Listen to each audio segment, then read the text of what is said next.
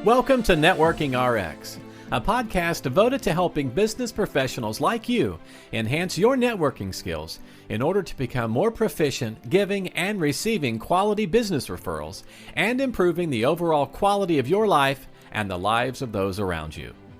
The Networking RX podcast is a production of AmSpirit Business Connections, an organization whose mission is to empower business success through networking. Think of a pickup basketball game. Maybe you've seen something like this, but a guy shows up who wants to be on a team, on some team. But maybe he doesn't pass, maybe he argues every call, maybe last time he played, he quit when things didn't go his way. So when teams are picked, he's the last one standing. Now fast forward a few weeks, same court, same guy, but something's different. He's talking, he's setting screens, he's driving to the hoop, he's playing for the team. And suddenly the same people who avoided him say, we'll take him. So here's the question. Was he always capable of that change, or did something finally unlock it? Because the truth is this, people can change, people do change, and they usually change for the better. But only if we believe they can. Pulling this over to networking, in networking, we label people. He's not a giver. She's a flake. They never follow through. And once we label them, we sort of stop seeing them, like we don't pick them to be in the game. But here's the problem, and it can be a big problem. If you don't believe people can change, you cut yourself off from future opportunity. Because people can change. They do change. Because today's underperformer, with a little bit of coaching, a little bit of patience, and believing that they can change, can certainly become tomorrow's best referral partner. So let me share a true story with you, a story from history, one that I got in an email from somebody who's on this podcast earlier, Terry Weaver, and it's really kind of hard to fathom considering where we are today. Let me tell you about William Tyndale. Maybe it's Tyndale. Tyndale. At any rate, William Tyndale, we'll go with Tyndale, he was born in 1494 in Gloucestershire, England. Brilliant, educated, went to Oxford, mastered, he was fluent in 8 languages. Very unusual for the time. This was somebody who was really sort of an outlier. He became a Catholic priest in 1515, and he took on a simple mission. His mission was that people should be able to read the Bible for themselves.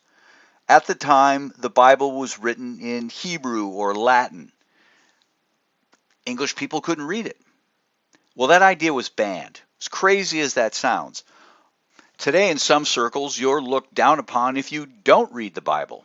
I'm not judging or anything here, but it's very interesting how times have changed. But back then, authority was really in tight alignment with the Catholic Church, which was really the main church at that point, and the King of England. And they were both of the mind that translating Scripture into common language could threaten their hierarchy, their power. If everybody had the same information, then you lose your power. So Tyndale was up against the whole system, and he had a choice. Comply with the King of England and the church, or act. And he chose to act. In 1524, he fled to Germany, and there he completed the first English New Testament translated directly from Greek and Hebrew. And then he used a printing press to spread the word. Copies were smuggled into England starting in a couple years later. I think it was 1526. And they were immediately banned. Owning one could get you punished. And that was something unthinkable. Owning a Bible at that time was totally unthinkable. In fact, this guy, Bishop Tunstall, he gathered up copies of the Bible that they had found confiscated and put them in the public square and burned them. Burned them. The very word they claimed to protect, they burned. So in 1535, Tyndale was arrested, imprisoned. He was put in a cold cell. He was in prison for 500 days. Through that, what does he ask for? Not freedom, not mercy. He asked for warmer clothes and his Hebrew Bible and grammar books so he could keep working. Eventually, Tyndale is tried for heresy and he's found guilty. They strangle him, they tie him to a stake, and they burn his body. Then a few years later, King Henry VIII orders English Bibles to be placed in every church. It was the very idea that got Tyndale killed. It became policy, and his work went on to influence what becomes the King James Version of the Bible. In fact, Tyndale became known as the father of the English Bible at one point. Now, this story, it's true. Now, this story and this episode is about change, and that people can absolutely change. The same system that banned the Bible and then burned the Bible eventually put it in every church. People change. Systems change. Maybe not fast enough at times, and maybe not without pain, but they change. In your networking, you've likely seen it. Maybe you've been the person. Someone who used to be inconsistent, unreliable, now totally reliable. Someone who didn't give referrals, now gives great ones.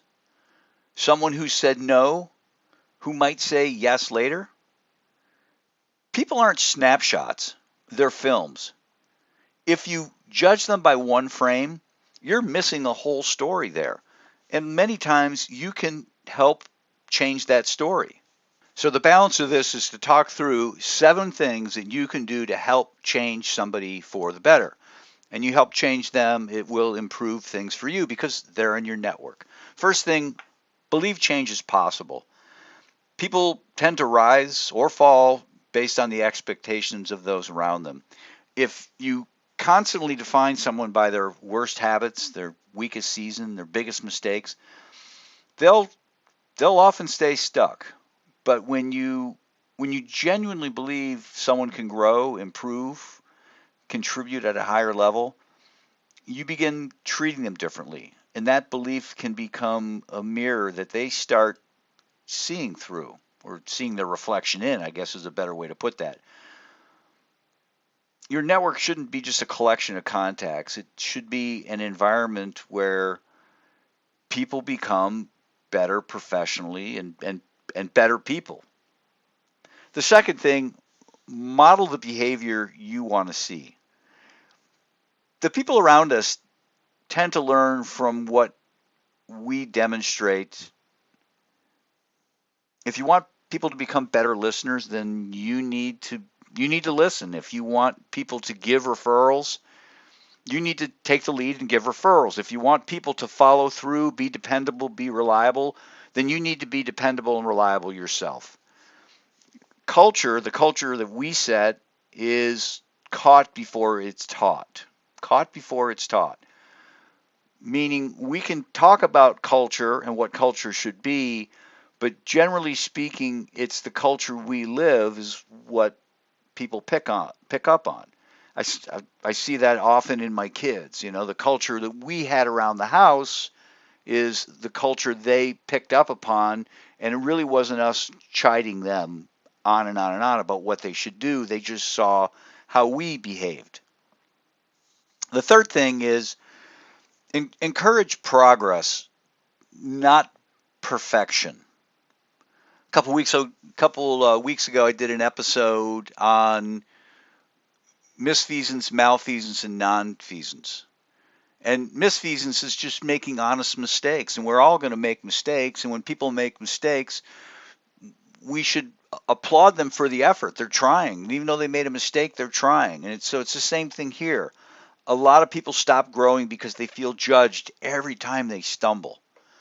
And growth is rarely dramatic, right? It's usually very, very incremental. Think about your own life and how you improved. I mean, going to college, you weren't the same person going in as when you came out, and it just took time. So nudge progress. Don't nag it, nudge it. Encourage the quiet person to speak up a little more. Encourage the unreliable person to maybe be a little more reliable. And when they do, congratulate them for it. Encourage the person who never brought a guest to try and bring a guest. Those things matter. That little nudging matters.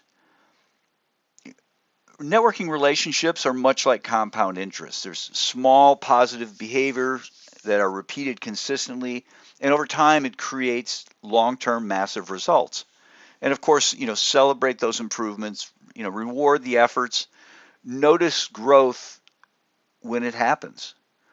And that encouragement becomes fuel.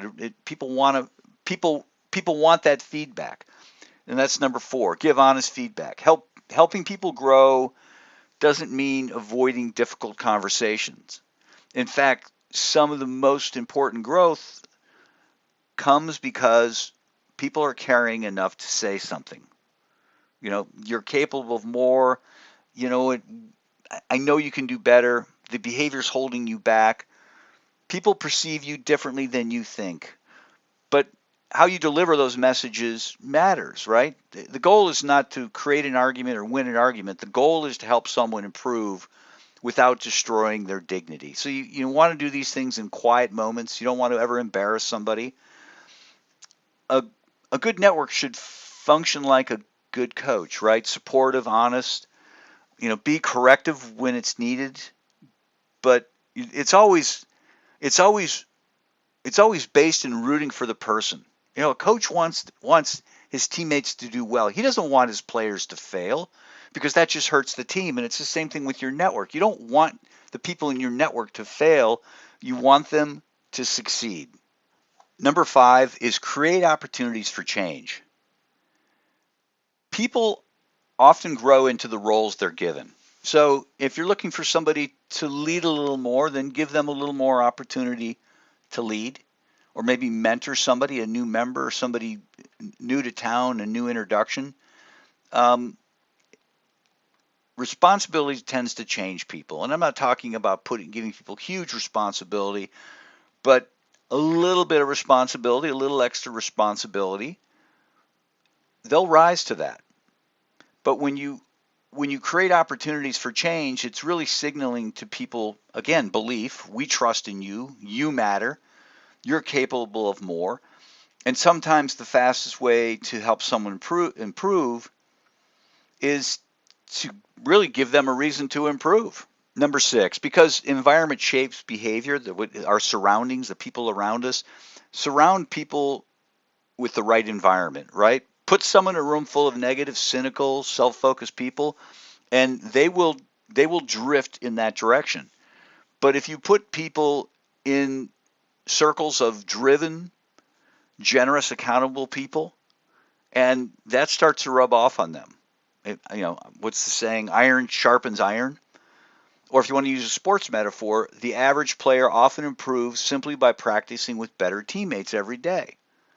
So a healthy network raises standards naturally. So you want to try and get the people you're looking to change, looking to improve, to put them in the right environment. Invite them along when you're meeting with people who might be a little better than you, so they can see that even you are trying to move forward, and they can surround themselves with great people. And then the 7th thing with respect to change is just be patient. Change is slow. Sometimes it's very slow. Sometimes it's 2 steps forward, 1 step back. Sometimes it's 2 steps forward and 3 steps back. We live in a world that loves dramatic before and after stories, the Hollywood story, but real growth usually looks more like farming than fireworks. It's not 2 hours. And often it can feel like nothing's happening. We want to give up on it. But then one day you realize, the person is more confident, they're more disciplined, they become more generous, they figured it out, they're more professional. We're all growing, we're all getting better. Growth happens little by little, and that in many ways that's why networking is the long game. And helping people become better might be the ultimate gift you can give to people in your network. It might be the best possible way that you can be helping those people. So here's the overall networking or action item, we'll say. Don't agree, act, okay? But think of the one person you've written off. Think of the one person you've like, oh, I'm just done with them. Give them another opportunity. Adjust your expectations. Coach them, nudge them, guide them, believe in them. But don't eliminate them. Think of the people in your network as investments, right? You're making an investment. I mean, you can easily just switch out investments time and again, or you can lean into that investment and take the time to try and make that investment more valuable. Don't abandon something that has strong fundamentals. Somebody who might not have the right example.